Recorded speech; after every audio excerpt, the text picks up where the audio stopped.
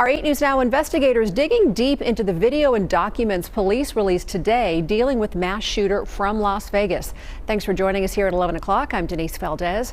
So that man drove to New York and then shot up a Manhattan skyscraper last Monday. Let's get right over to 8 News Now investigator Kyle Payne. So Kyle, what did we learn about the gunman who killed 4 people and then himself? Denise, it's the first we've really heard from Metro, who posted a condolence message on social media last Monday for the NYPD officer killed in that senseless shooting, and then had very little to say until tonight when they released their records on the gunman. Perfect.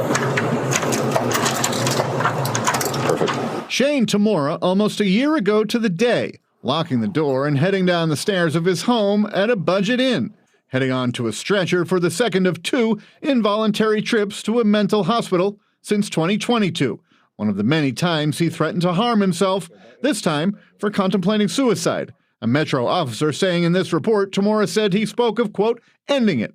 In one of those episodes, Tamora's family member gets into detail on a 911 call, explaining some of Tamora's demons. He's under doctor's care for depression, concussion, like sports concussions, chronic migraines, and insomnia. Your son is threatening to hurt himself?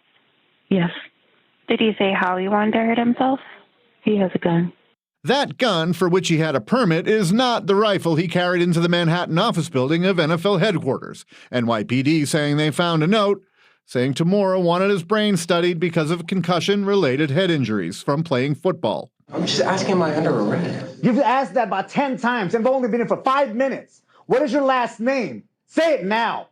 Tamora also having run-ins like this one the 8 News Now investigators first reported last week, getting arrested for trespassing at the Red Rock Casino, and at least 2 other traffic incidents that led to interactions between Tamora and Metro.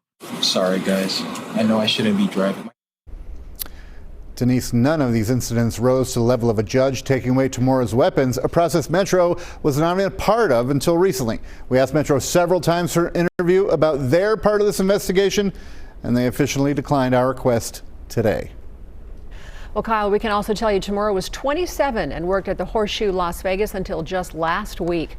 And one of his co-workers is said to have sold him the rifle he used in the shooting. Now, help in the form of crisis and suicide hotline is always available 24/7 by calling 988.